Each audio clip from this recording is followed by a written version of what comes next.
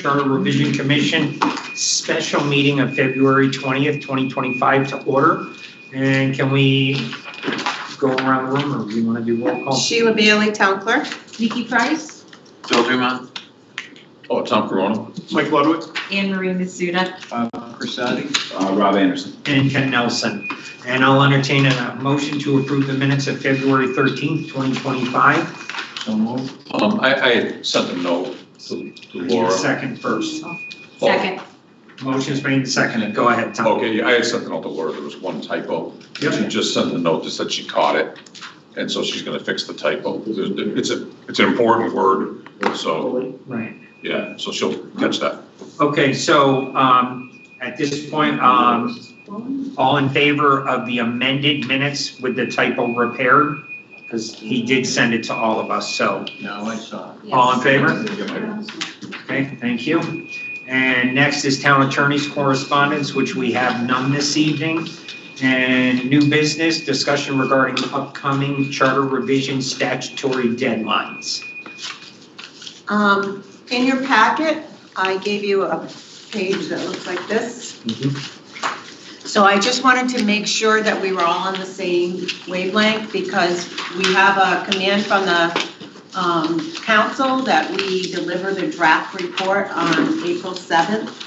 So what has to happen prior to April 7th is not only do we need to finish going through all our suggested revisions, we need to send our suggested revision, the red line charter, to the town attorney's office for review.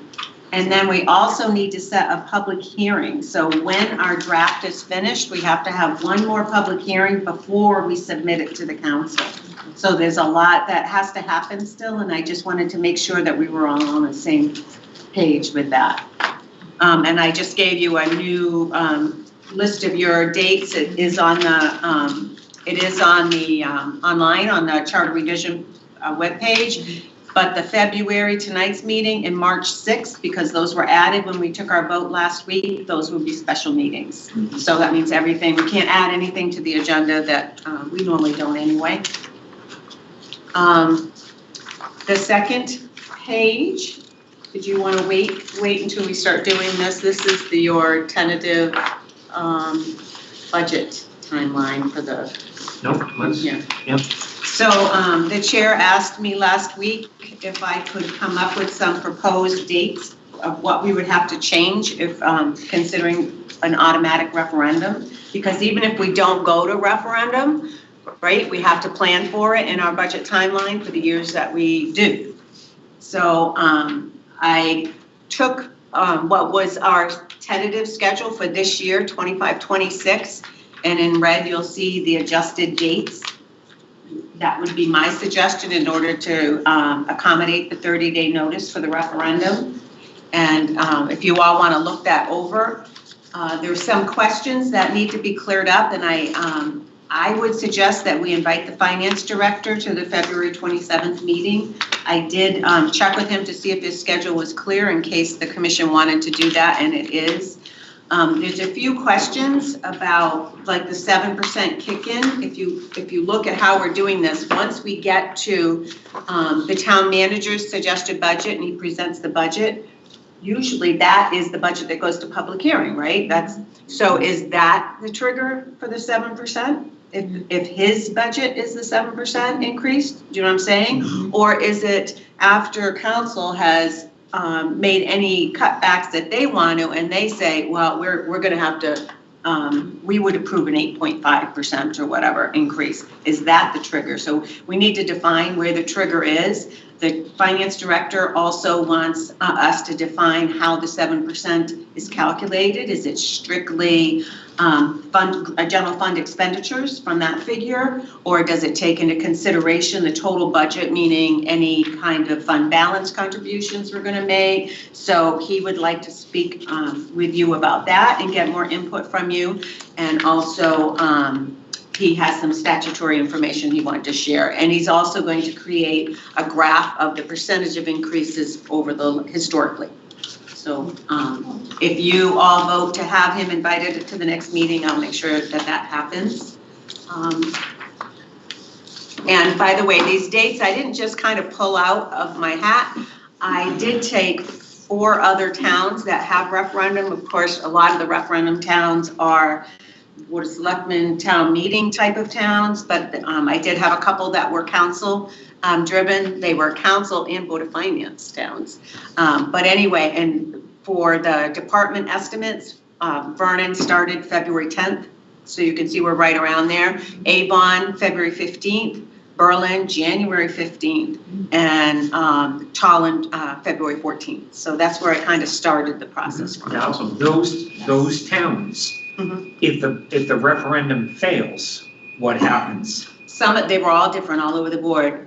Tolland's went every other week until it passes, and then if it hits 6/15 and they don't have a budget, the tax collector puts out bills with the previous year's mill rate, and if they have to do supplemental bills, they will.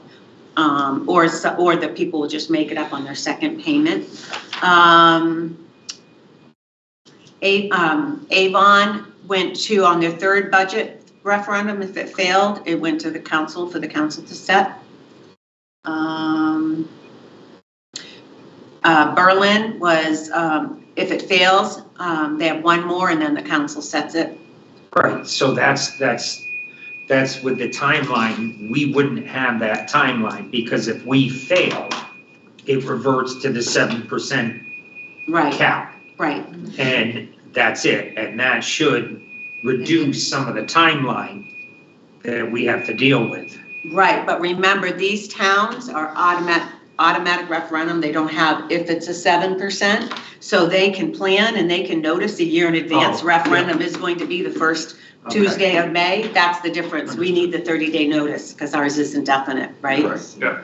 Okay, Tom? You know, I have a very fundamental question. I thought when we were doing this, because of the timeline of our commission, I didn't think this was going to apply to this budget cycle. It It's would not. not. I just Oh, use so this this as is an just- example, Tom. I'm this is just an sorry, example. not to be confusing. I just use those I dates thought, oh, as okay. something to work from. Yeah. So it's really, the figure you want to pay attention to is really not so much the date, it's the change from, like the first one, the department estimates being 120 days currently Yeah. before the end of the fiscal year. Yeah. Now, this would be a change of 145 days. So that's really the section that you want to pay attention, because that's what would follow through every year in the All charter. right, and would you, I mean, so is it really called, I'm getting my years mixed up here now. Is it called the 26-27 budget, where if this gets approved, that's when we would really do this? That would be when it would be effective, Right. yes. Yes, yeah. Yeah, first payment's eligible. 26. Would be eligible. If there's a 7% increase, then yes, but if not, right, it wouldn't apply. Okay, So, but we still have to set that, and I'm looking at that date of May 20th. May 20th, yes. Yeah, Mhm. to give that, so we would have to give a 30-day notice prior to, No, if you So I'm look, just- go ahead. yeah. So it first starts with 145 days before the department estimates, Board of Ed. So, and these are the dates, there's only, I think, 3 timeframes that are actually in the charter. Submission of the town manager's budget to the council would move from what this year would be April 14th, it would be March 13th. So it's kind of moving everything up a month.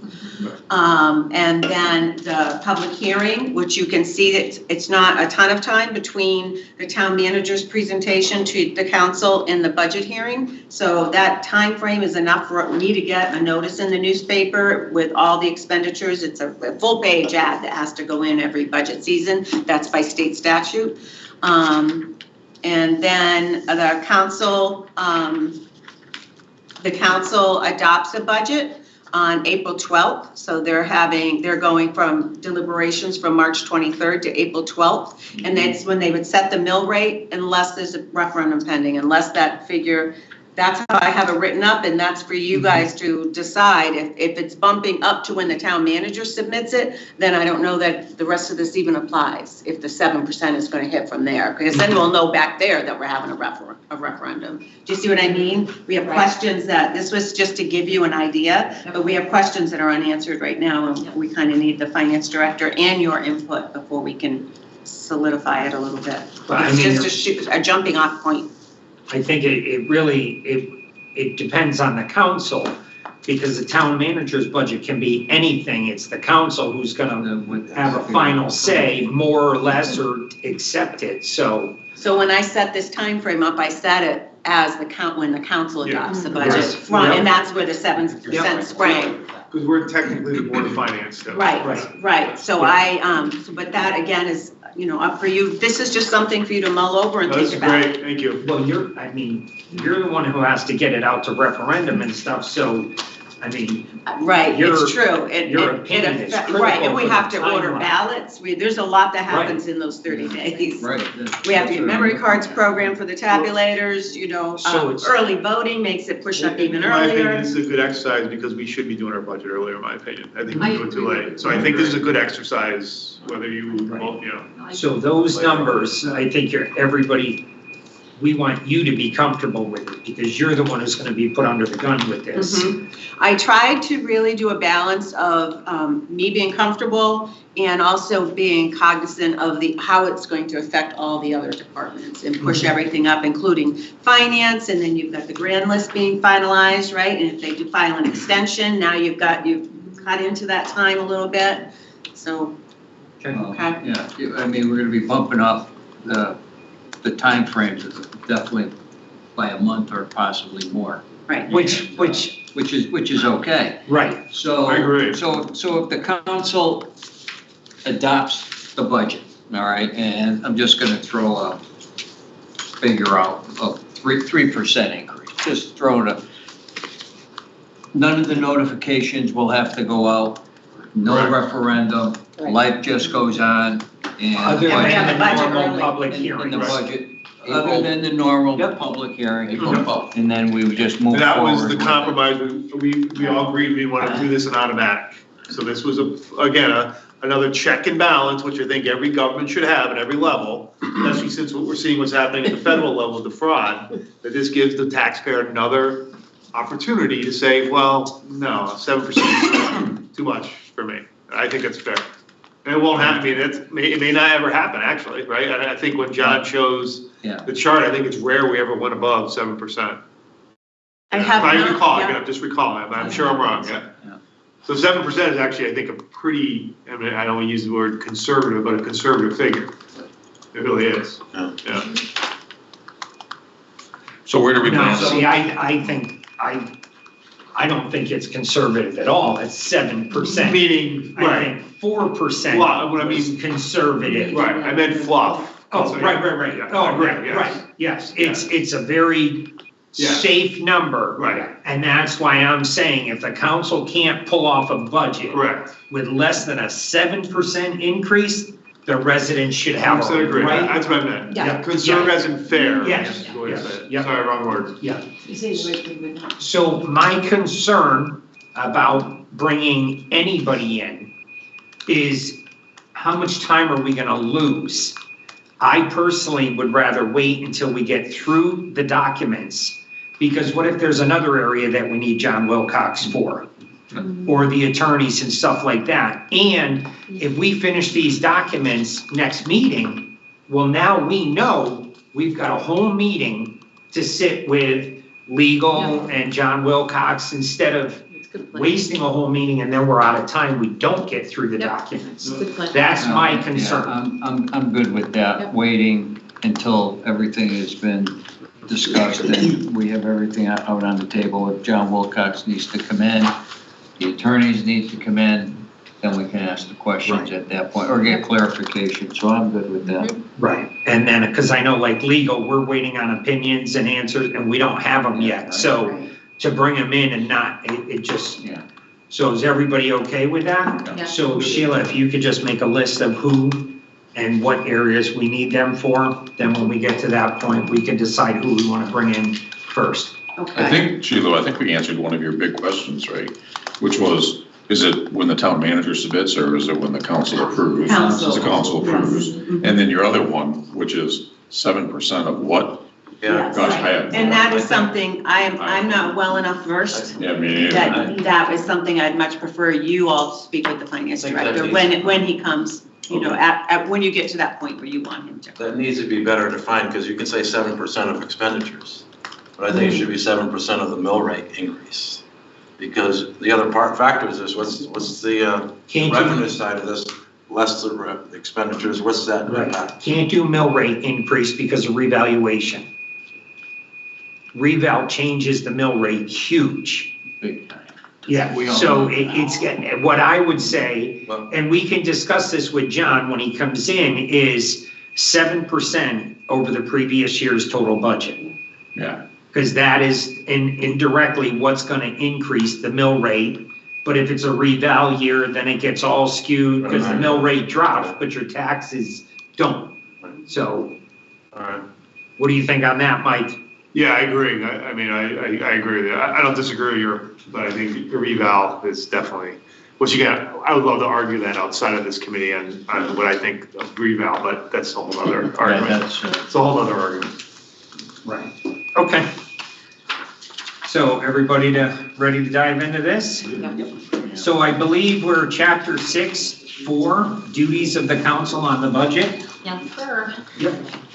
Thank you, Laura.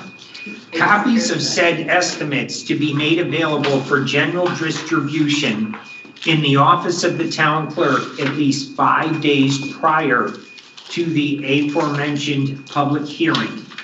Change to 10, suggestion to go to referenda for budgets opposed by some members.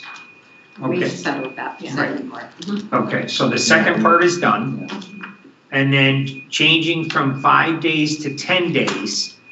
Because my concern with that is the council, up to the day before, is still making changes to a budget. Go ahead, Zach. Mr. Mayor, I thought we already discussed that. So then, that's I don't think we came to, that, we were on this topic. Yeah, in my notes, I have that we determined that the changing to 10 could not happen, and that what we did need to look at here was the suggested language for the dates, which we, I think that Yes. didn't we postpone it because of this? yes. However, if you look at it,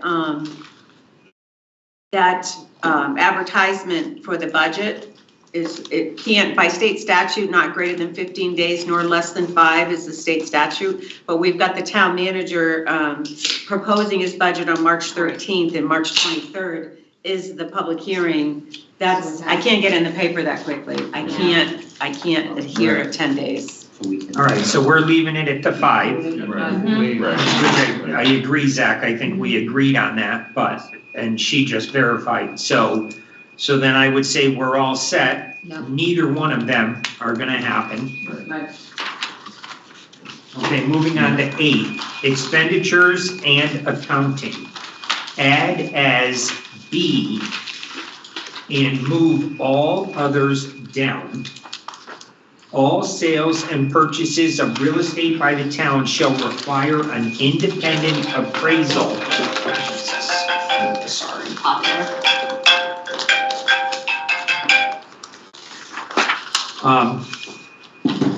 All sales or purchases of real estate by the town shall require an independent appraisal by a certified appraiser prior to the sale or purchase. The purchase or sales price may not be greater than a 10% variance. Now, my concern with this one is the use, the highest and best. If we have a developer that's willing to come in and do something huge for the community, and the town wants to give it to them for $1, this would prevent that. Mhm. I agree. I think it's that simple. So would the second part of it prevent it, the purchase? So what I guess I would wonder is there a benefit in potentially keeping the first part? Or is that a process that we already engage in when we send things out and have an independent appraisal? Because if I recall, one of the concerns that this resident brought before the council was regarding a property over here that I don't believe went to an independent appraiser. So would it be beneficial for the council to have that information at their disposal, given most are not in real estate, but not preclude them from making the decision to purchase it? So by striking the second sentence? Well, all purchase and sale agreements are subject to appraisals. So it would be up to the purchaser to waive that right. Like the building next door, the new development services. We paid less for that building than they paid for it 20 years before. And if we go by assessment, we paid less for it. So the appraisal would have made us pay more for it if we stayed within the 10%. Yeah. So it's kind of a twofer thing. Certain things, I agree 100% should go out to appraisal. But other things, St. Adalbert's gym, certain people were questioning what we're paying for the building. You're paying $1 million for that building. What are we doing to it? What's included? They have no idea, none. So that in itself, for an appraiser to challenge it, who would get paid by doing the appraisal, I'm not okay with that. And there was a ton of work in there. The council went through, and Bob will verify, we went through the previous agreement with a fine tooth comb on what the other price was under Ellen versus the price now. And it was the same price, but we, the town, made changes by building an addition off the back of it, adding bathrooms. You agree, Bob? That is correct. And that is the only difference between what happened this year and what happened several years ago when Ellen was here, or Mike, I don't remember who was, whatever, it doesn't matter, so. I appreciate the clarification. Yeah, so that's why on this one, I'm not okay with that. If it doesn't pass the smell test, then absolutely, it's up to go ahead. The thing that bothers me with this is, the word all sales and Yeah. purchases, I mean, Limiting. I mean, there are certain circumstances where we're not gonna be needing that. We already know the deal that's gonna be advantageous to the town or not, and so. And I assume that this. I just supports the don't like the word all sales or purchases, by an independent appraiser. I mean, Right, so- we have our appraisers. Unless somebody can produce a property that any council has purchased that was a gross overspend, I mean, why are we even asking this? Neither side has ever done that. So I know the multifamily down here that we bought with open space to tear down, we kind of got a deal on the property, but it added land to that and stuff like that, and that was still within, and to challenge our own assessment with an appraisal. Well, if our assessments aren't good for the town, how are they good for a resident to be taxed off of it? It's a double-edged sword there, so. Yeah, so is there consensus to remove this?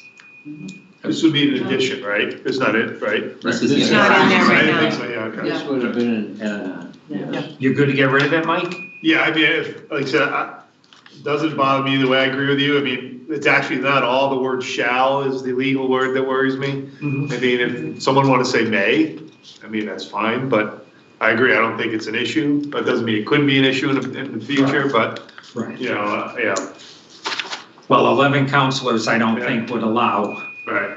I think it would get pretty loud if somebody thought. And I think I mean, look, sometimes you're right, we wanna get a property back on the tax rolls, and there's reasons why we don't sell it for, or we ask for more, or we ask for less, I mean, that's negotiation and anything. Well, right, Right. and it's the highest and best use, and if the town has a Right, high demand for it, we have two choices, we overpay for it, right. or we take it by eminent domain, Right. and that's not a good word, so you try to negotiate something. Yep. Right. So consensus to remove? Yes. Yep. Thank you. Rob? Yep. Next is a referendum on capital expenditures, any such appropriation that exceeds in any fiscal year 2/100ths of 1%.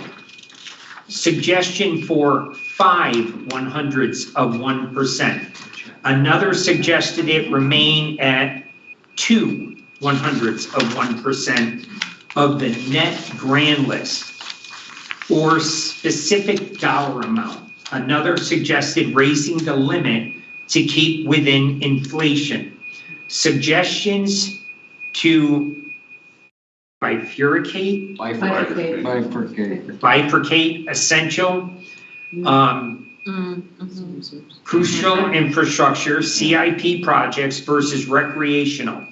0.03% for crucial infrastructure and 0.01% for discretionary projects.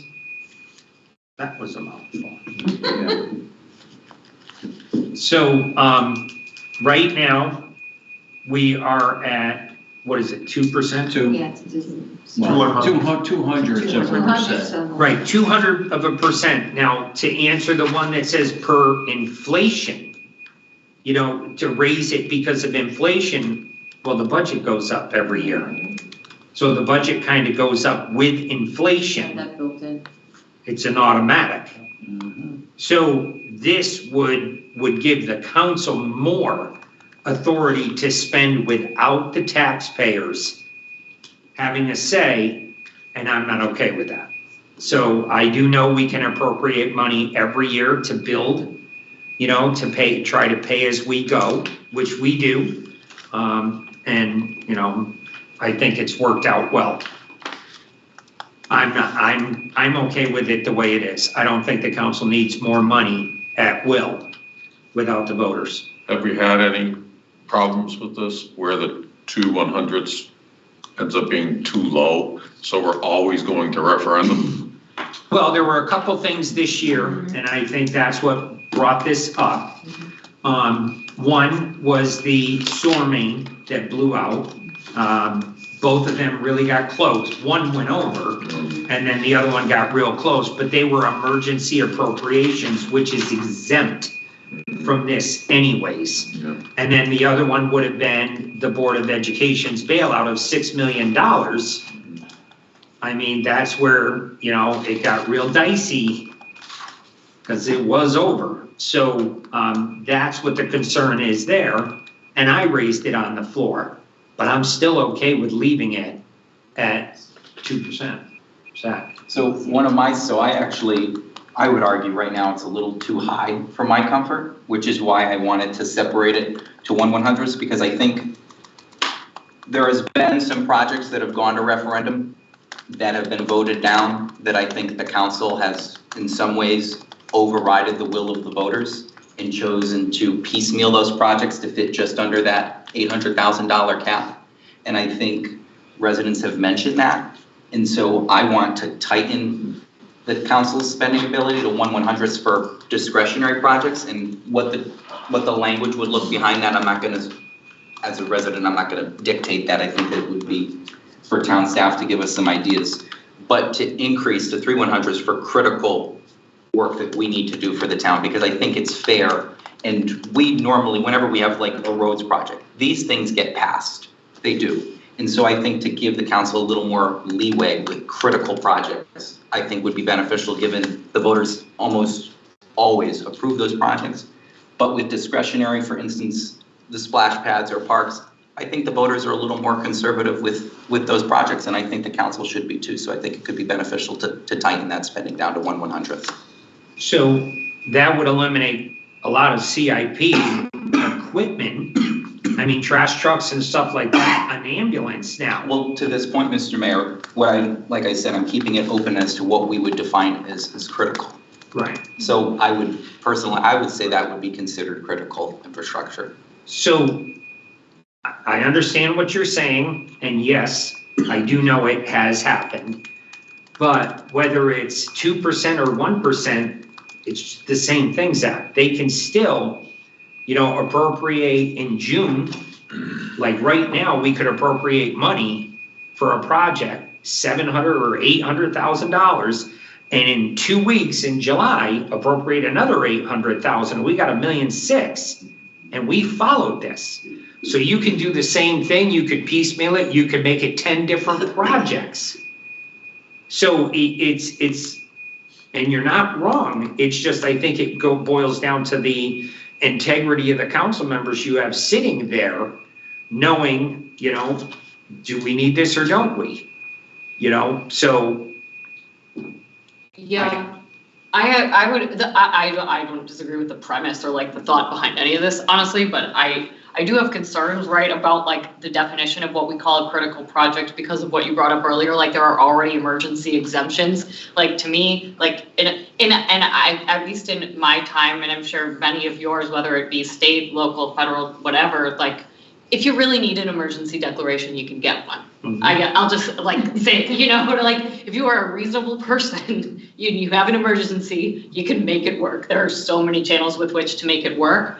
And I just from a resident's perspective, things are changing so quickly that what is a critical project today may not fit the same definition as a critical project in 3 years even. And I just feel like that ends up getting confusing after a while, honestly. Not that people don't have a duty to understand and pay attention, but like it's just feels like more work where it's not totally necessary. But maybe I'm being lazy today. So, like it's also. You ain't the only one, so. All right, so consensus on leaving it at the 2%. Is there consensus? I have more of a question. Go ahead. When you set in the budget, you have a capital proportion of the budget. Is that just set with given the projects you have, you're going to prioritize what you want to do in a given year? And that's your target? Not a given year. It could also Oh, it include. could take multiple years, yes. Right, where we could appropriate 800,000 for 4 years Right. and pay cash for the Right. project. I mean, that's ultimately the end goal of the council, but like $100 million referendum on a school, that ain't happening. No, So- no. No, but I guess my question is, once you set that capital budget, it's part of the overall budget, you go on with it. Emergency expenditures is a different thing. Yeah. But when I look at this is, would you come in with something else out of the blue that's not in either one of those groups and say, apply this calculation to the grand list and say, oh, let's do another 800,000. That's where I have a concern, that you just come out in mid-budget, mid-year, just say, hey, let's approve this project. We can, we can. Yeah, at any time. The building next door was 400 Yeah. is what we paid and we bought it. St. Adalbert's, we went back So you and don't forth. defer something that's already in the current budget out for that money? No. You're replacing and reprioritizing? Well, you can reprioritize, but most of the time you don't. Okay. It would be an expenditure. A lot of what happened in the last 4 or 5 years on both councils was COVID funds. Yes. So the money got moved. I mean, some projects it got, 5, 6 times, Bob? It got bounced around. St. Adalbert's was on, Right. then it went, then it was back, and then, so it's kind of, you can't focus on that because that, and it had to be spent by December of this year. That's why we were all scrambling. So, Just, I'm sorry, I'm just trying to get my arms around it. So if you put that number on there for part of the budget, that capital number, that 800 plus or so, right?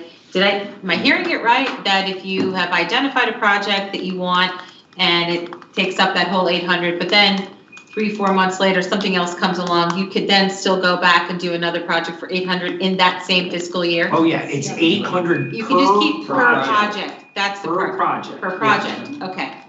All right, And- and then and that there's- takes out any emergency things like you had sewers, infrastructure, things of that nature. Those typically do not go into, are counted in that 800. That is another bucket altogether. And that's why to Lauren's point, it minimizes the emergency declaration, which is abused by government, Right. at all levels of government. She's right, it's abused. It should be strictly for something that happens, like the sewers. And Right, then we did it in public, and there was a little bit of disagreement when we were on it too, by the way, which is good. Instead of just someone saying, I declare an emergency, which happens too much lately, and they're taking your freedoms away from you. I think, Well, yeah. right, and along those lines, the building next door. I mean, if it was $900,000, and I'm just saying, I mean, could a council say, well, if we don't buy that right now, we're gonna lose it and it won't be part of, and declare it a. They could, but again, that's where I think it gets into the integrity of the people sitting there. And you've gotta get 11 people, and you can see all councils, you know, some people don't agree and they're gonna dig in and fight for what they believe, but majority rules. So, they're both right. It's, again, I mean, it would go back to the voter at election time if you felt something was done Yeah. wrong. That's right, like that's the thing, like I don't know how much we need to dictate when we're reelecting folks like every 2 years, they Right. screw up. Move on. You know, right, like people have different definitions of critical projects, emergency Right. projects, et cetera. If you disagree with that judgment, then they don't have to do this delightful volunteer job anymore. Well What's the definition of project?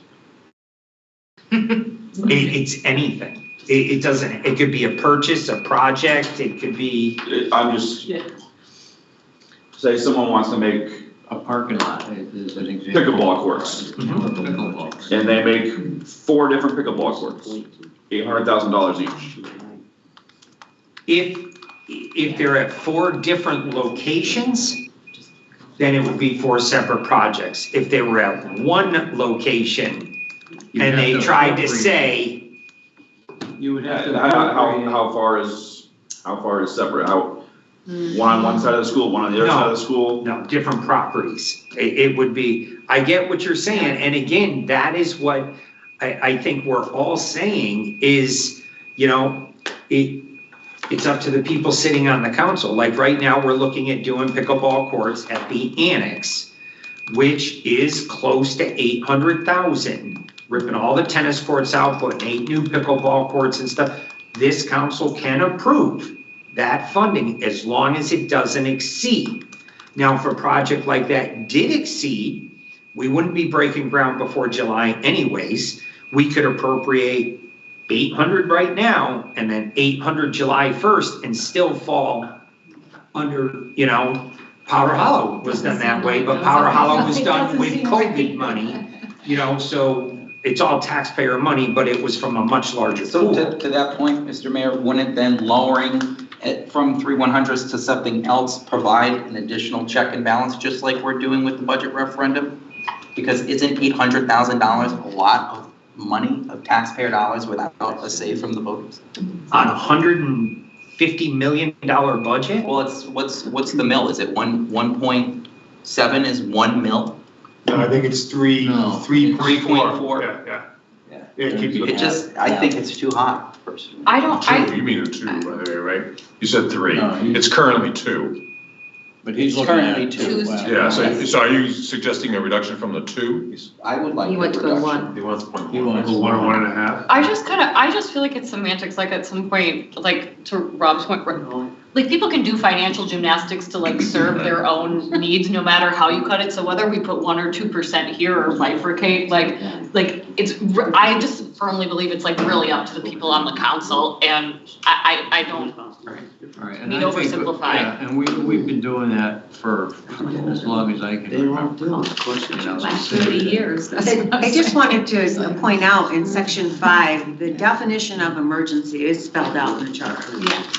Public emergency threatening the life, health, or property of the citizens would be an Yes, yes. emergency appropriation. I just wanted to point that out. Right, I mean, I agree. That's why I think it's, Yeah, it's separate. I mean, I have to admit, I have to admit, I'm agreeing with Zach again. It's, you know, I don't mind lowering it a little bit, but we shouldn't go higher than a 2. I mean. No, I don't wanna go higher than the 2. I'm happy where it's at, but like last year's budget, the cruisers, Right, that exceeded what he wants. right. We wouldn't be able to do it. Right. And I also think too, so it depends on your point of view of budgeting, right? I mean, so we've heard folks say we have a credit card or, you know, we pay as you go, but when you pay as you go, you do have, like any other homeowner, you have to save money, which is what the council does, and you have to put it away in a fund, and you have to do that over a number of years, sometimes depending on the project, because you're right, you can't go to referendum on everything. But there's nothing wrong with going to referendum either, because again, it gives the voters a chance to say yes or no on a project they think is important or they don't think is important, and that's ultimately, you know, I think a good thing, another check And so for me, I wouldn't mind, I would be okay maybe 1.5. I wouldn't go to 1, but I think there's still enough projects, I think 1 gets you probably maybe lower than 600,000, which I think there aren't many projects we could do, and they're not big projects. If 2 is 800, Right. 1 is Oh, 400,000. sorry, 400,000. Which ambulances, trash trucks, Yeah. Right. It would be exceeds interesting that. to know from John how many projects. Right, I think had to that go to would probably be referendum good, because in 1 year. Do you but maybe know? unfortunately, it does limit then, because then it. Could be 4 or 5 up for. Right, and that's why I'm, Nothing passed. the 2% has worked, and, what he's trying to use, that the council sometimes does, he's not wrong. Nope. They do, but they can. And, you could say in the same essence, Zach, that when the council puts $800,000 away each year for 4 years, we're avoiding this. Because we are, but that's how we budget, put savings away and build up a fund. But it's the same thing, people are like, you got 3 million in that account for a sewer plant or a pump station, that should go to referendum. No, because it was 1 year appropriation under that And limit. then remember the balance, and I think is that, remember, we're also not paying interest on that because it's in our budget, so there's the balance, right? We're We making go to interest referendum, on it. we're borrowing, right? So we have to pay it, but so there's you have to do both. You can't do one or the other and expect to be able to be fiscally strong, and I think that's what most people understand a budget. We do pay as we go, but sometimes you have to collect it, and it's not because you're tucking something away or going around well, we can't bond everything, because the bonding agents will say we have too much debt. And then, by the way, where you're not gonna get the bond rating that we currently have, which allows us to, again, to bond. So remember, it's sort of a circle here, and so that's why you gotta do both, and I know you can criticize anyone, say, oh, we're pretty good in debt, and I think the councils over the years have done a very good job of trying not to overwhelm the taxpayer. We're very good on minimal Right, debt. well, that's what I'm saying, Right. but sometimes. The way it works, But people I'm are saying- like, That sounded like we're good at it. Like, Yeah, we got yeah. What I'm saying is that, we're in good shape. I'm saying, for example, a lot of folks like compare West Hartford, but they bonded all, and again, it worked out great for them, but they have that all bonded, and so that limits what they can do, so it's a balance, and I think, I agree, Zach, I don't disagree with you at all, but I'm okay with the 2, but if others, I would go down to 1.5 at the lowest, but I think 1 is too, right, because then another thing too, I think just for people knows, especially when you think of EMS vehicles, for example, they're tough, it's tough to find them. And so our staff, and I want to give the chief credit, she actually went out and was looking around and she actually got a used one, but at a very good rate. We could get it, we needed it right away. If we actually bought a new one, it would have cost us more. And we still probably, I don't think would have had it. I think it's like a 2-year wait on them. So it does take a little bit of flexibility when you have a good deal, when it's something you need. Staff is out there going to get it, right? If we said, hey, you're at 400 grand, she couldn't have purchased that, and we would have to, Well, we just did it with a trash truck. Right, same thing. Because somebody canceled an order Right. for either I think it was for the body, and the waiting list is years to get one of these trucks. So they called us and said, you want the truck, buy a cab and chassis, and we'll put the body on it. But that would be over $400,000 to do that. So there's a lot to understand what is in this, and to make a change, to try to explain it to people in a referendum for this charter. That would be how do you explain why we're dropping 0.5% to the general public? I think that's probably the easiest part. We're tightening the council's ability to spend without voter approval. Well, we're doing that at the 7%. That's absolutely right. I think this is just another check and balance, and I'd be happy with 1.5 personally. Like, at what point is this just gonna cost us more money because we're paying for referendums? Yeah. Right. So Is there consensus to stay at the 2%? Yes. yes, 2%. yes, But given the examples you pointed out, yes, you lose out on opportunities, it yes. seems, with having that. Yeah. Yeah. And one thing you have to remember. I'm fine. Either way. Either way, I'm fine, yeah. All right. I'm Tom? good with Yeah, I'm okay too. All right, so we're good at 2%. But again, another solid debate, Zach, great suggestion. I mean, this is exactly what you folks should be asking as taxpayers, no matter if you're on this committee or you're not. Well, one thing really good about this and it being televised is hopefully the people are watching and learning Right.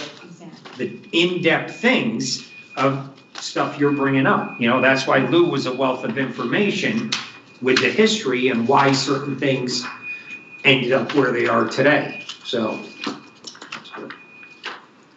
All right, next is a referendum on capital expenditure. Sorry, Chairman.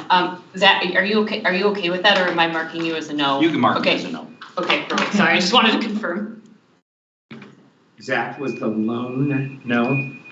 You gotta do it sometimes, just keep it fun. Referendum on capital expenditures. Until it shall be submitted to and approved by a referendum, shall be submitted to and approved by electors of the town by a referendum.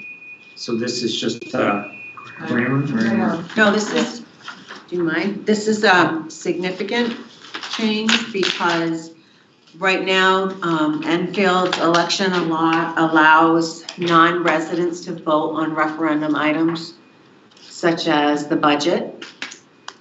So if you own property in town and you are paid, or do payable taxes of $1,000, you can vote in the budget or any other type of referendum. And this change is a change that would only allow electors of the town to vote, people who are residing here. And the reason being is because you may, you could think that people who do not reside here but may own a building here, that they are not necessarily invested in the roads and the infrastructure and the schools and the town as a whole. They're just interested in the tax rate. Sheila, I don't know how to ask this without divulging whose idea this was.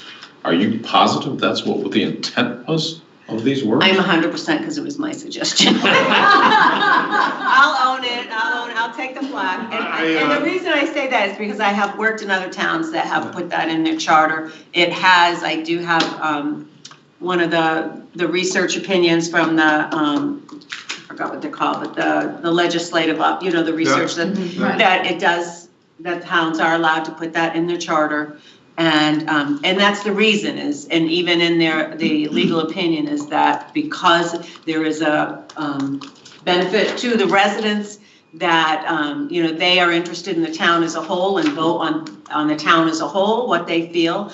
And non-residents are more just interested in that their taxes don't go up at all, but they're not as concerned. And I don't want to paint everyone with the same brush before I get lots of ugly emails, but they're not maybe as concerned with how are the schools, how are the roads, how are, do we need the building across the street, that kind of stuff. That's a legit explanation. And I think I 100% agree with you. I think this is, 100% agree. I didn't know this Yeah, I existed. didn't either. Yeah, I agree. See, I think it's great.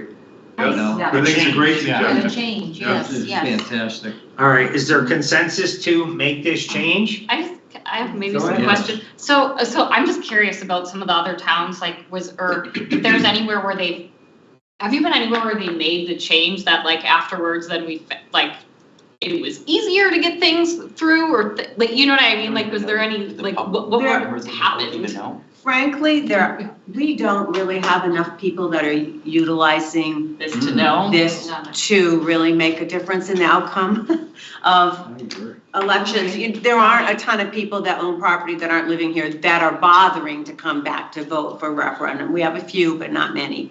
Do you know what I'm saying? It's not a volume enough to turn an To even election. know. Got it. And so I just was curious, and even I said election, but you know what I mean. yeah, yes, no, I got you. Even in my very short time at the DOT, like I just honestly, like I think I've gotten more calls from business owners that own businesses in towns, regardless of where they live, about like road problems and road construction because they're concerned about people like actually getting to their location. So I knew this was a thing people could do. I just didn't know if it was a problem or not. But it's a good point. I just don't know how I feel about Right, it. the roads I would think Yeah. a business would wanna support, With but school then, stuff and things right, like that. I don't know. $170 million school referendum project, they're like, that don't affect my business. And businesses are somewhat limited anyway, depending on their entity, because LLC is not a person, they cannot vote, but it's your mom and pops, your trade name, those are the people that right now could. I think this is fantastic. All set, Laura? Nikki, I did you guess. have anything? No, No? I'm probably gonna abstain, but also I'm upset about the question. Everybody good? Do we have consensus? Yes. Okay. Very good. That was my idea. I'm glad. it passed. 10, borrowing. Bond issues or issuance of notes in any fiscal year shall exceed 0.02%. Same revision as above. So, yeah, the suggestions are such, yeah. So again, you're not suggesting the 2% change, you're just suggesting this wording we just talked about would apply as well. In regard to the referendum. Is that right? Yeah, So the 2%, the 0.02% stays, but now we would change, the wording currently says shall be approved by a referendum vote.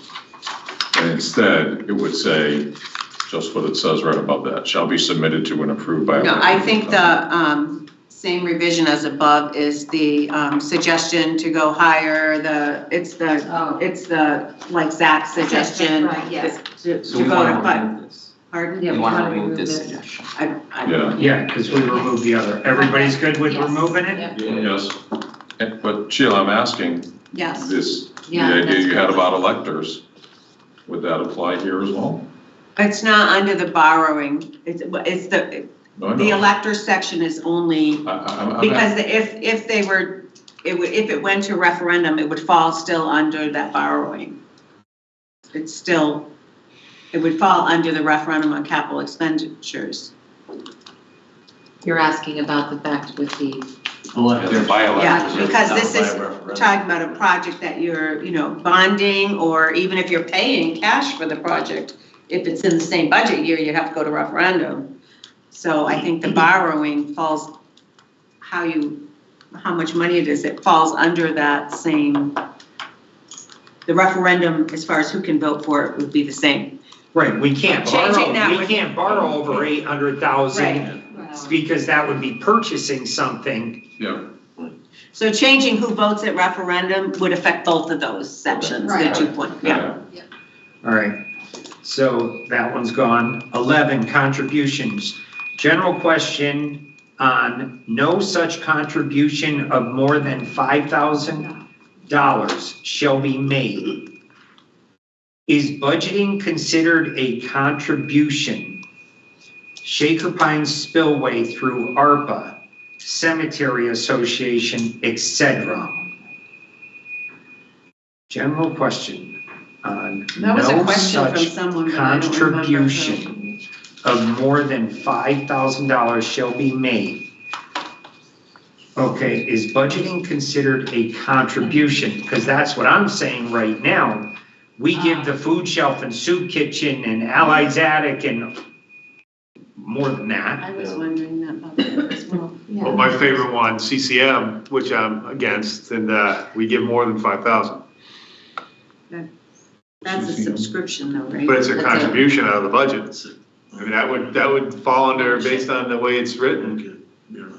And because it says general statutes, but I think Laura made this point when we met back in whatever, that what general statutes does this, when you look at contributions in the charter, Yeah, it says, towns shall make no contribution to any organization, private corporation, unless so authorized by general statutes. What are those statutes? As revised, no such contribution more than 5,000 shall be made to any organization or corporation unless the town is represented on its board or one or more members nominated therein, which, How does that mean subscription? no, no, I'm just saying, that's an example in the budget, for example. We're not on the food shelf for soup Right, that's kitchen. what I'm saying to you, it's actually, we have a number of those we have a number of what we call town loans or grants, whatever they're called. Right, the contribution, in my mind, that, and I'm not a lawyer, but that would, you could almost say donation. Yes. Would be But I mean- similar, I think that sounds like the But if intent. we're giving a grant, that's a donation, I would agree. Right, so right, all councils right? have violated this because we're not members of any of these, Right. Allied Zadok, Okay. I mean, Yeah, it's so. very interesting wording. Should this be town attorney? I think so, yeah. Yeah.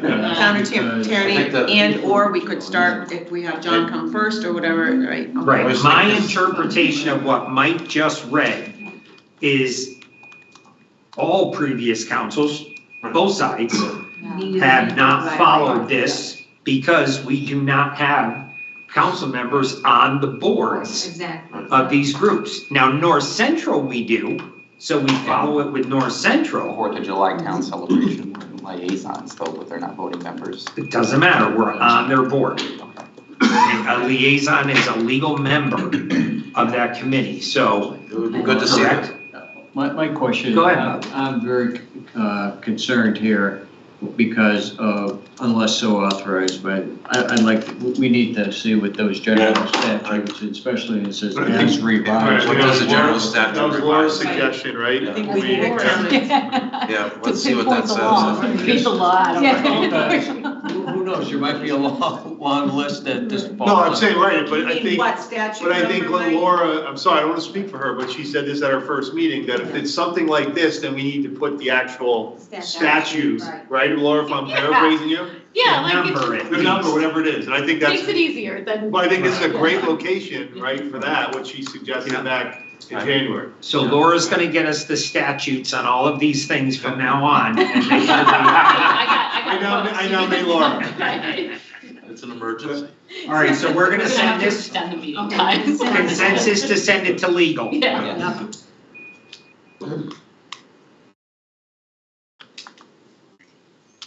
Chapter 7, merit system. Commissioner conversation about removing references to the merit system. This is one that should have been in blue when I gave it to everyone. To show that this was something you all talked about. We already talked about this, yeah, we agreed to leave it in.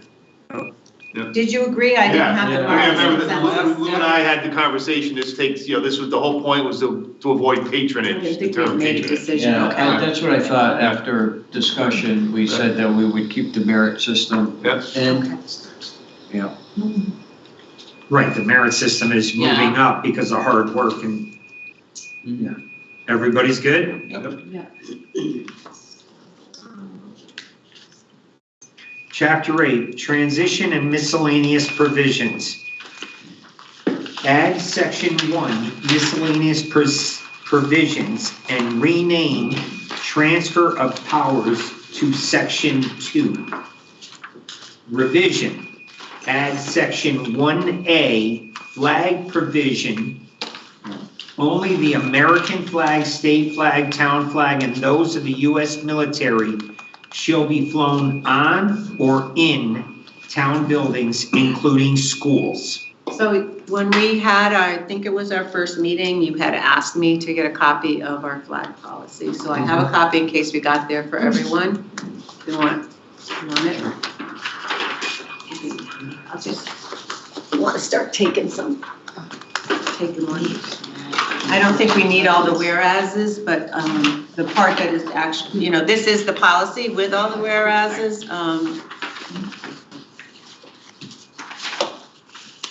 don't think you would want to put all of that in the charter, but maybe it could be a resolved area. I'm not sure what you were.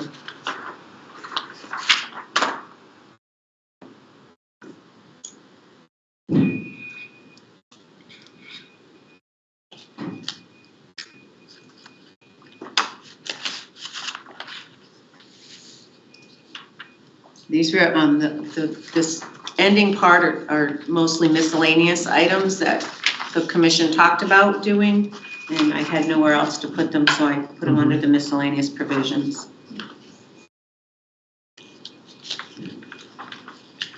Well, if it simply just said, instead of on the last be it resolved, instead of the Enfield Town Council, formally adopts, it wouldn't be the town council, it'd be the voters of Enfield, a policy in which the American state, MIA, POW, and the flags of the various military services of the United States may be displayed and flown. So pretty much what's here. Yep.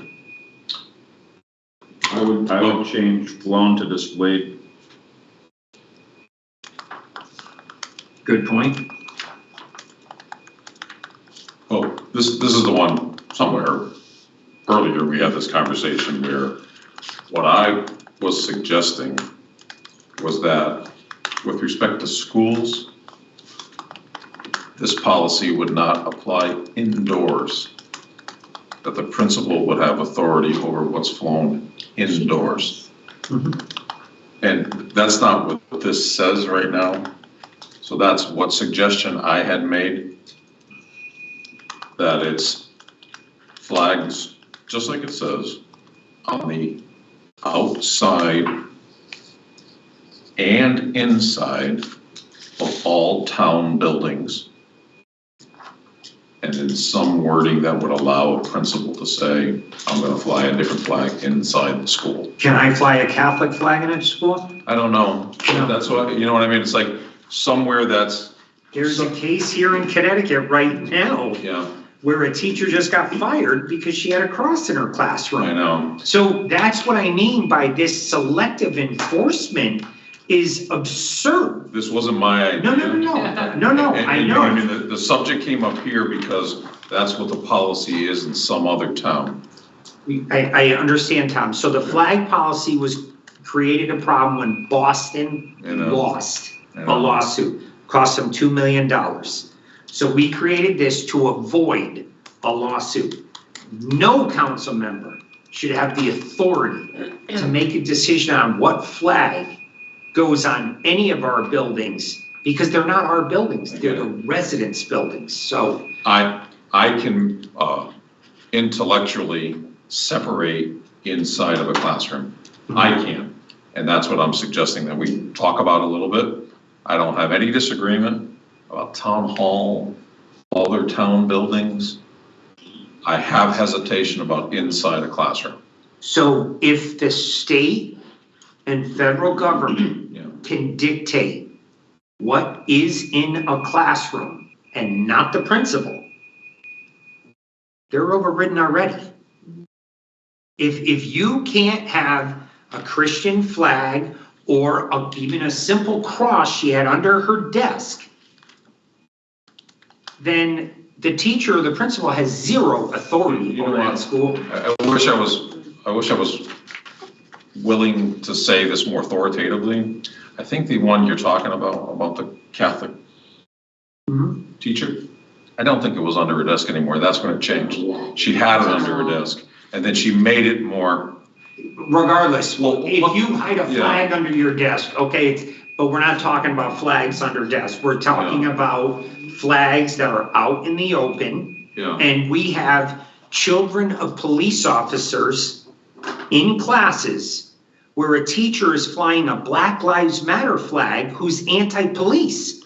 How do you think those children feel when they walk into that classroom when her parents are police officers? Yeah, I know. That they should never be put in that situation. Just to be clear, right. that teacher would have had to have had the approval of the principal. You're not wrong. Right. That's what I'm suggesting. And I wouldn't want that to happen. But I'm trying to prevent the absolute nothing in a schoolroom is what I'm struggling with a bit. But go ahead, I want others to talk. Thank you. I just have a few comments. So first, the Board of Education has a legal opinion that when students are in the buildings are theirs. And it's up to the Board of Education to make determinations about what transpires in those buildings while kids are on the ground. In reference to when it's overridden, when there's a violation of the Constitution, such as freedom of religion and the freedom of speech is being violated within the building, that's when a court would override the decision of a principal. In reference to a cross being posted in the classroom, that is a violation of the Constitution. That's pretty clear and apparent of separation of church violation and state. Separation of church and state, that's Separation considered. of church and state is to Yes. protect the church, not the state. So when you put a cross in a building as a church, and the school building is considered a state, the school is part of a state, is a governmental agency. But the church, the separation of church and state doesn't have anything to do with protecting the state. It's to protect the church. I think I disagree on that perspective, but I'm not gonna go back to 1776 and ask the founding fathers about why they chose to do it. So that's one point. Secondly, this idea that the policy that we had in place was somehow going to lead to legal issues, that's just not true. That's not what the policy in Boston is. And for instance, I'll elucidate to this point. The town council has public comment, correct? We all aware the town council has public comment? Freedom of speech. Yes. Town council also has special guests. The town council, if Mayor Nelson made it very clear that he was only, and I'm just using it as an example, or I could say Mayor Casati, that they were only going to pick certain people with certain political beliefs during public comment, residents could take that to court. Residents would win because we have to make public comment accessible to everyone within the confines of freedom of speech. Policy and procedures. Don't forget about that. Yes. Up to 1 hour. Correct. And the council has the ability at that point to extend or end. Yes. So again. But you don't- do not have the discretion to pick and, if you were, for instance, if you were to only pick certain individuals based on political persuasion, and they were to take it to court, I would argue the council would lose in that regard. I would argue that they would lose. What the council does have the privilege to do is under special guests, they can pick and choose whoever they want to come speak. That's their privilege. The city of Boston made the decision that they're going to make that flagpole accessible to everybody through an application process. And then they chose to deny applications, which is why they violated the law, because they said, we're going to make this accessible to everybody. And then they didn't. Zach, that's my point. If the Protestant church or a Methodist church wants to fly a flag on the building, The council has the right to deny it because the council but then didn't. we're being selective. The A Black council, Lives Matter flag, the council the has Ku never. Klux Klan flag.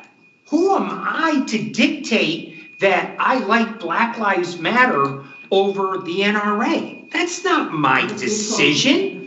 Well, to say, we've had a lot of conversations about how restrictive we want to get in the charter based on the integrity of town councilors, so I'm not going to assume, just as you assume that people aren't going to spend money willy-nilly tonight, that people are going to fly a Ku Klux Klan flag outside our town hall. I'm going to make the assumption that our council has the integrity not to do that. But to the point, the council chose to create a policy in which they put a flag up by resolution, not an application. If they did that, and someone were to apply, and we were to say we're not taking it, that would be a violation. And that's why towns have been very narrow and done it by resolution, not by, oh, it's available to everybody and anyone. They've done it by resolution. And I don't think it speaks, for me, it doesn't speak to any particular flag.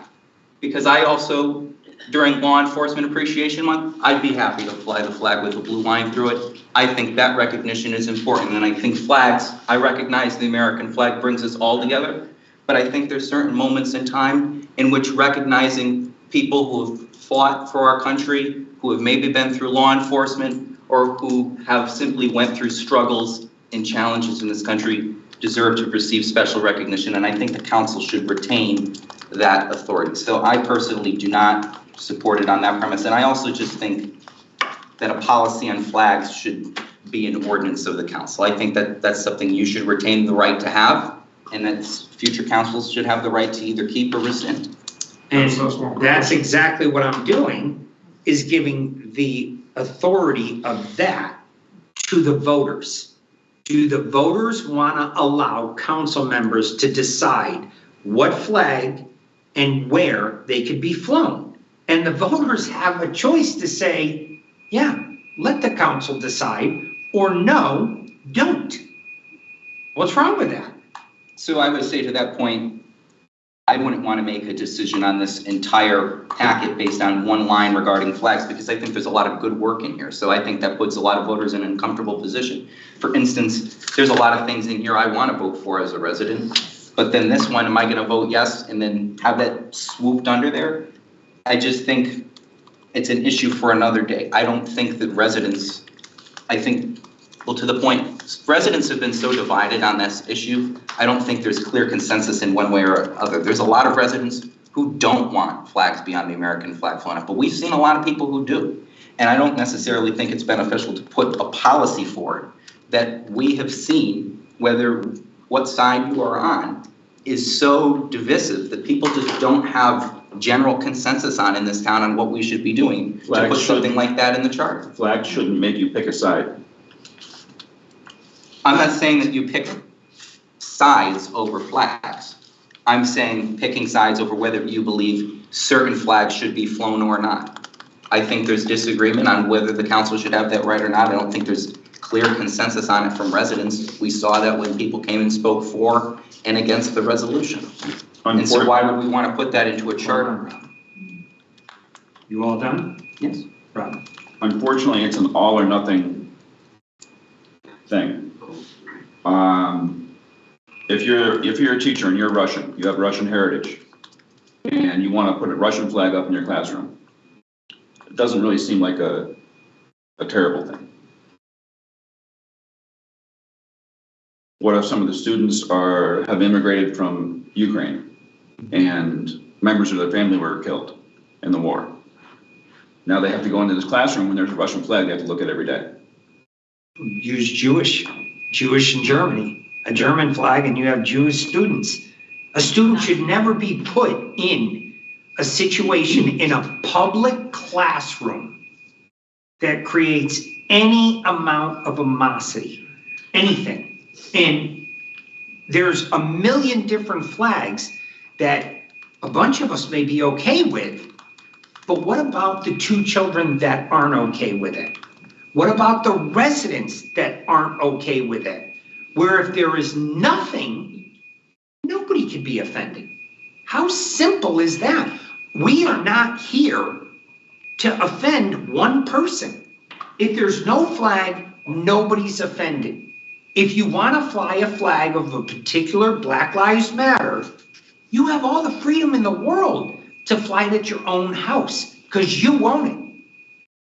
We do not own this building, the voters do. And therefore, we should not be making a decision that I want NRA flown for a week. I just think that's an extreme comparison. I understand, you've made your point. Go ahead, Nikki. I have a question. I can remember the kids growing up and in different grades, the curriculum their heritage, okay? And they, we made cookies, like I made Italian cookies, I made, I can't think of. Pierogies, What I'm saying is, but I think it was in 3rd or 4th grade, but they had to write a report about the country that their parents immigrated from and stuff. I mean, I gave the kids, brought the little Italian flag and a little Poland flag. So is that you saying that they can't bring those flags in for a curriculum? Is that how far this is going? Like to Zach's point, that's all I'm asking. That's all I'm asking because I know from experience from being in the school system and phenomenal job that these teachers did for my kids.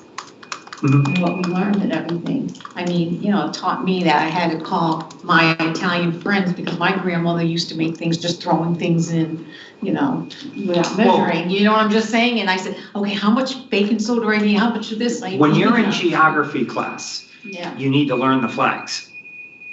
It's relevant to the class, what you're being taught. It's the curriculum. But what I'm trying to say is how far does that hinder the school If you're system? in what you were talking about had something to do with heritage. Am I correct? Because everybody made something from their homeland. And then we put they Right. put the flags up on the board, you know what I'm just saying? It was relevant to a lesson. All right, I just wanted to make sure. And there, I would agree with Zach. When you're teaching German, you gotta show them what the flag is, but it don't need to stay up 24 hours a day, 7 days a week for the entire year. And it's stick to the lesson. that's being taught at that time. That's all I'm I'm saying. just saying that I just didn't want to hamper kids' curriculum, that was saying, no flags at all, you know what I Well, mean? Ken, what you just said is what I was lobbying for, Mhm. but I don't think this wording allows for that. I just have a question. So we're intending, because the proposed language is stronger than what our flag Right. policy is right now. Right. And that's intentional, right? So I think that to Nikki's points, the word displayed is going to be an issue. Maybe not flown, I'm not a lawyer, but maybe not flown, but displayed is going to, I think, would apply to Nikki's. Or someone could interpret it that way, I guess, right? If Like they had a that's- hallway with everything they learned in their Yeah, class in exactly. German and Yeah. then it's displayed, it's on the wall. Mhm. Right? Well, I mean, you could, we have it, American flags, state flags, town flags, and those of US military.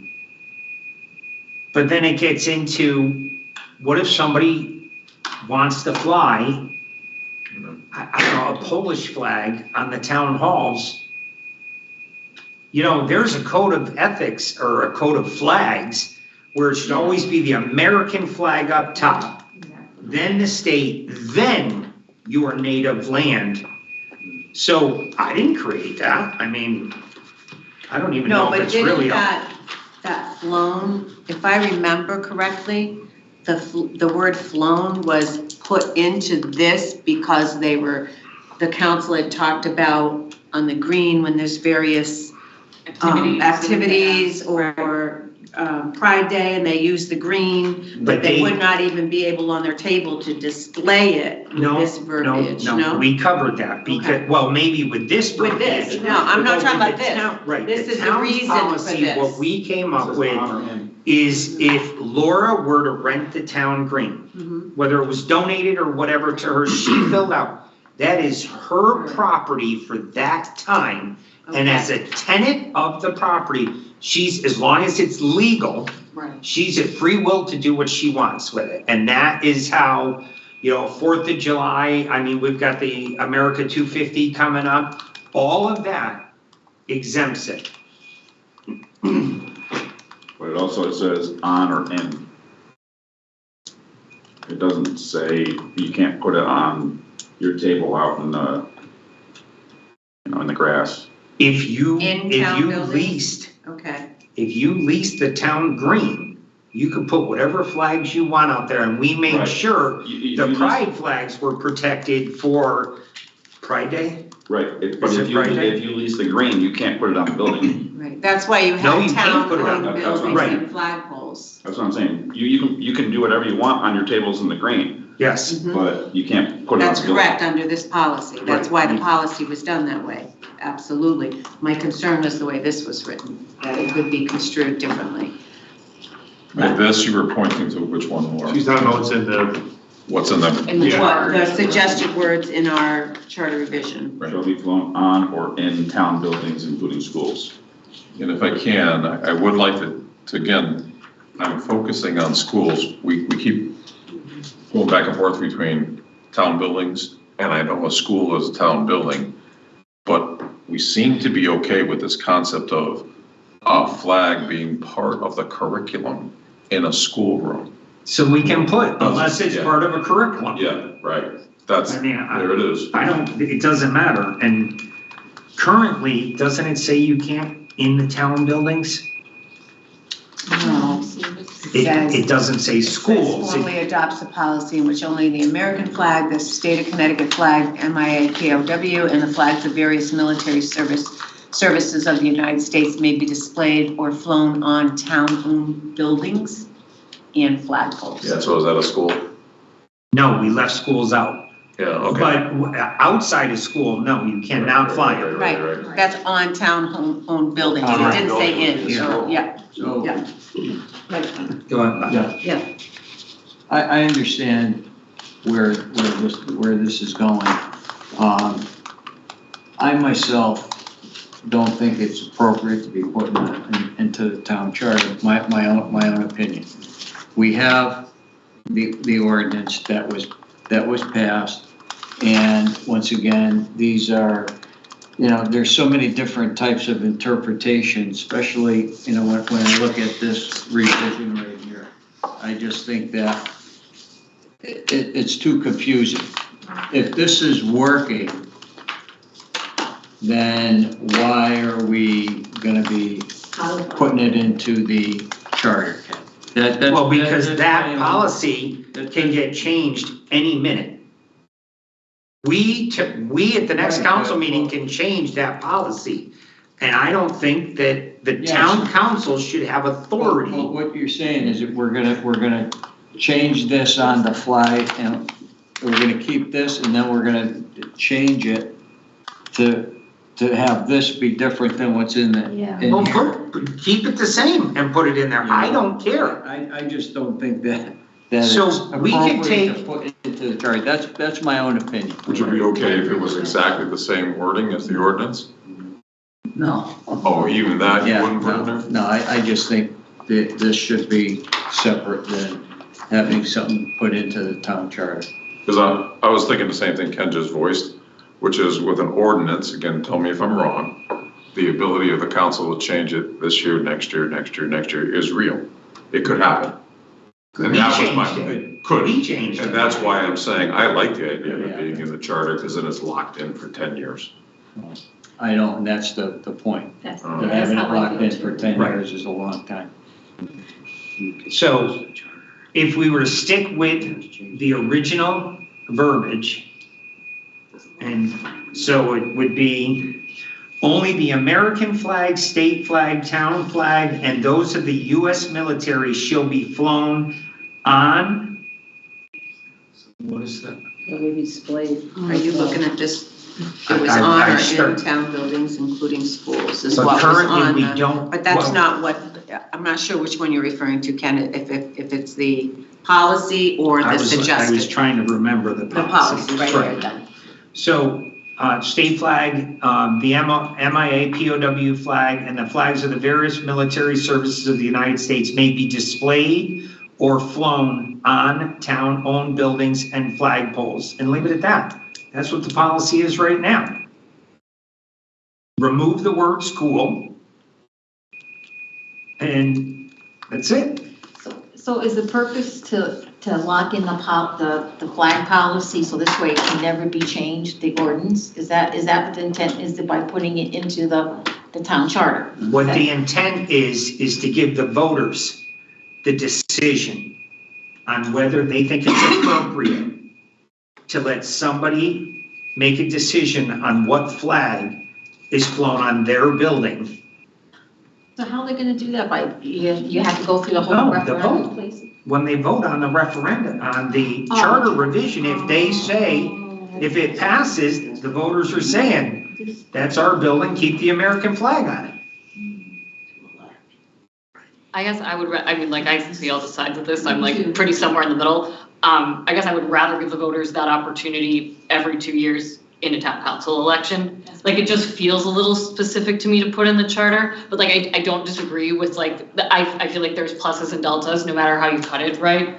I do also, if I think through, whether I'm in a school or not, if I'm on town property, right, like I absolutely get, yeah, we shouldn't give the town council this like full ability, but also I feel like if it is, like you're saying, the residents' property as well, I feel like that's also kind of limiting to them to be able to share their, like it's a double-edged sword, like you're saying, there's no good way to do it, and to the point of, like, if I don't know, let's be fun, I'm from Wisconsin and someone flies a University of Michigan flag in my classroom and I get deeply, like, I just don't want to assume.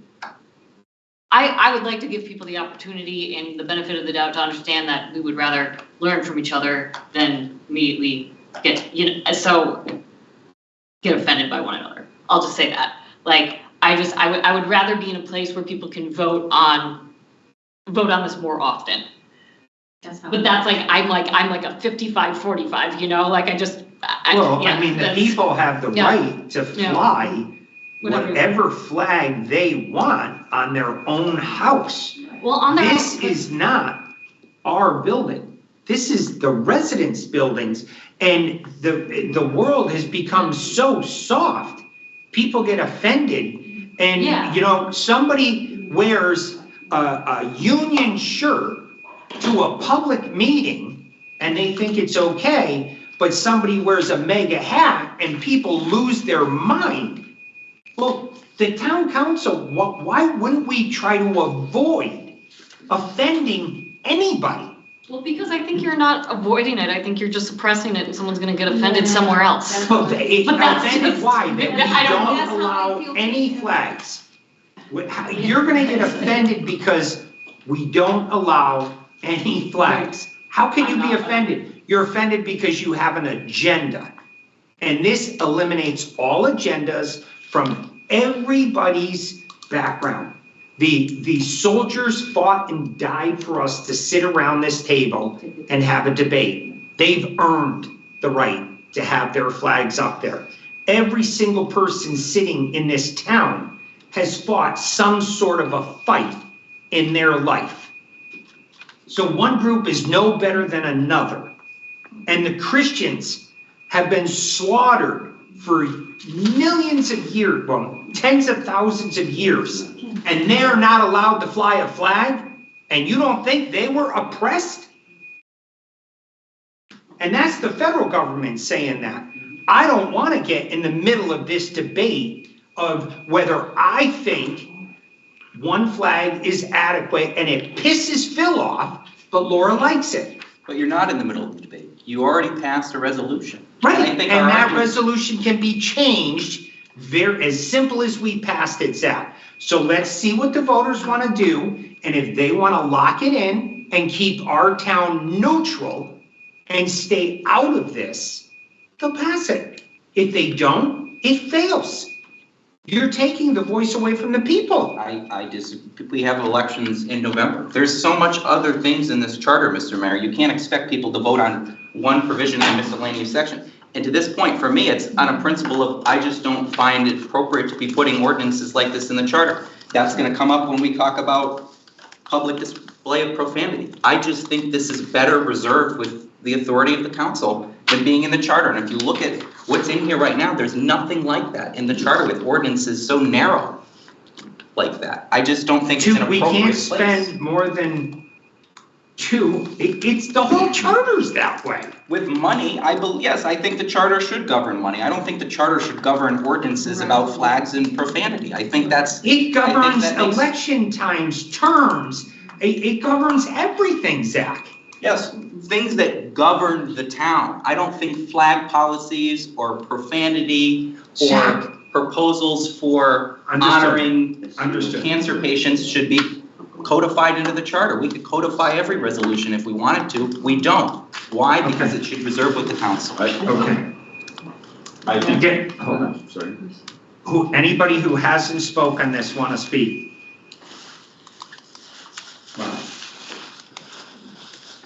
Aside from all of the,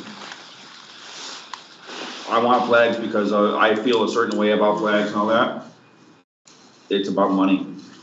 It's about protecting the town from lawsuits.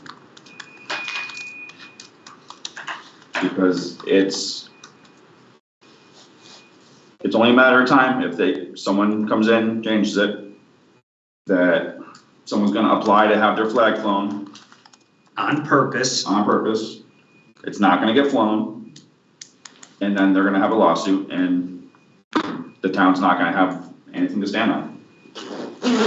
Tom, I'm listening so intently to this conversation. In my opinion, this is boiled down to one question. I don't think there's disagreement on the policy. It's whether it should be in the charter or not. I think that's the question in front of us right now. I think he's right. The charter's that is designed, the question. Yeah, so I mean, so I'm just saying, I think we could bring it to a question right now. And the vote would be on, how are you voting? In the charter Or or out of the charter? Well, it's already out of the charter, so Yeah, do you okay. want it or don't you? Yeah. So, I think that's the question in front of us. I think the charter is designed to protect the town. I do too. And I It's the think, law, it's the constitution of the Yeah, town. right, and I think this being a powder keg, if you want to say it that way, I think this should be in the charter. Okay, I understand. But, Mr. Mayor, I think, or Mr. Chairman, I think it's time for a vote. Phil Scott.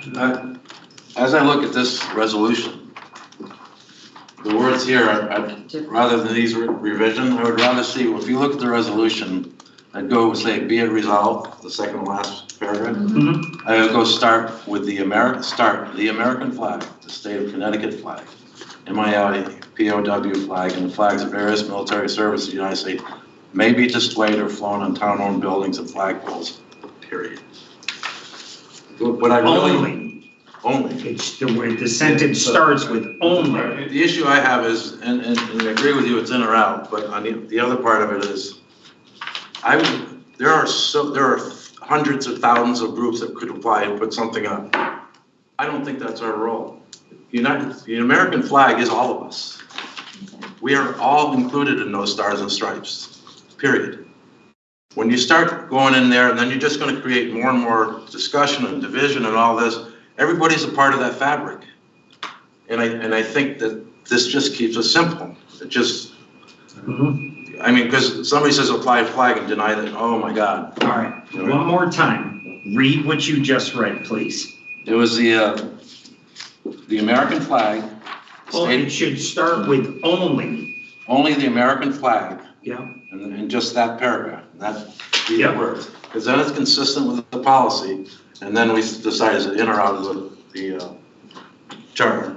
All right, so with, But I have one other thing to consider. I don't know all the world leaders, but let's say Lech Walesa came here from Poland. I mean, he's been to New Britain. And he came in to visit, and say you had a sister city from Sweden or China came in for a festivity. And you're honoring them as being a partner of Enfield, trying to do whatever, attract business here. Would you fly their flag and where would you fly it? Charter wouldn't permit it. Would you have to put in there, well, then you don't want to put exceptions because then you're doing an application, so.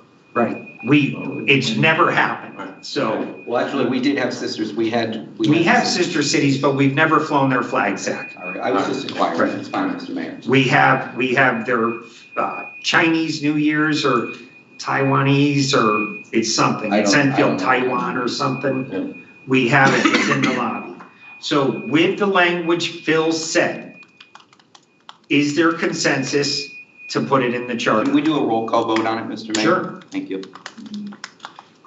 So could you make sure, I want to make sure I'm voting the correct way. Can someone state the question? The question is, do you want what Phil read in the charter? So it's a yes or a no. Go ahead, Sheila. Nikki. No. Yes. Hang on, go slow. She's gonna call your name. Oh. Phil, Yes. Tom, No. Mike, Yes. Emery, Yes. Zach, No. Bob, No. Laura, No. Rob, Yes. Ken. Yes. You can keep track. We have 5 yeses and 5 nos. Cool. It's a tie. Cool. All that talk to remove the schools Yeah, and then you vote no? yeah, they convinced me that it shouldn't be in the charter. Okay. I got convinced that it should be voted on more frequently than once Too, again. yeah. All right, we agreed to end at 8:30, so motion to adjourn, 8 o'clock. 8 o'clock. So where does this land? What does that do? And What then does it Lynn decide? said we were. It fails, a tie is a fail. I as a fail. I just go to the runner.